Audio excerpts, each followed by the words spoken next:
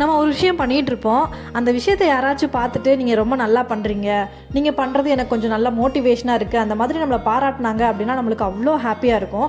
அந்த மாதிரி தான் எனக்கு ரொம்ப ஹாப்பியாக இன்றைக்கி நான் ஃபீல் பண்ணியிருக்கேன். ஏன்னா நான் வந்து ஒரு 1 வீக்காக இந்த மார்னிங் ரொட்டீன் போட்டுட்ருக்கேன். மார்னிங்கில் வந்து ஆசனாஸ் பண்ணுறது, அதுக்கப்புறம் நான் என்ன டீ எடுத்துக்கிறேன், என்ன சாப்பாடு சாப்பிட்றேன் அப்படின்ற மாதிரி போட்டுட்ருந்தேன். அதை பார்த்துட்டு கமெண்ட்டில் நீங்கள் பண்ணுறதை பார்க்குறப்ப எனக்கும் மோட்டிவேஷனாக இருக்குது, நானும் இதை ட்ரை பண்ண போகிறேன் அப்படின்னு சொல்லியிருக்காங்க. அந்த கமெண்ட்டை பார்க்குறப்ப எனக்கு ரொம்ப ஹாப்பியாக இருந்துச்சு. அதை தான் உங்களோட ஷேர் பண்ணிகிட்டு இருக்கேன்.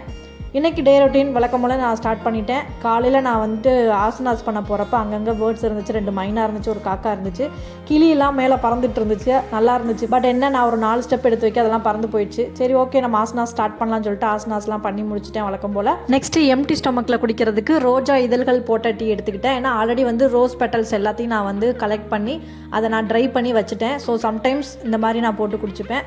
அதை எடுத்து போடுறப்ப பாதி சிந்திருச்சு. சரி அதை எதுக்கு வேஸ்ட் பண்ணுவானே அப்படின்னு சொல்லிட்டு டம்ளரை சுற்றி வச்சு நான் வீடியோ எடுத்துக்கிட்டு இருந்தேன். பார்க்க எப்படி இருந்துச்சுன்னு கமெண்ட்டில் சொல்லுங்கள். மார்னிங் ட்ரை ஃப்ரூட்ஸ் வழக்கம் போல் ஊற போட மறந்துட்டேன்.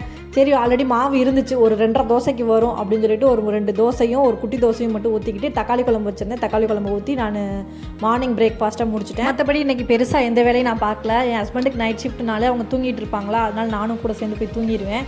அதனால் தூங்கிட்டு 12:30 தான் அகைன் எந்திரிச்சு சமையல் ஆரம்பித்தேன். நான் அவங்க ஒரு 1:30 எந்திரிச்சிருவாங்க. 1 ஹவரில் சமைக்கலான்னு பார்த்தா பெருசாக காய்கறியும் இல்லை, உருளைக்கிழங்கு மட்டும் தான் இருந்துச்சு. உருளைக்கிழங்கு ஃப்ரை பண்ணிவிட்டு சாதம் மட்டும் வச்சேன்.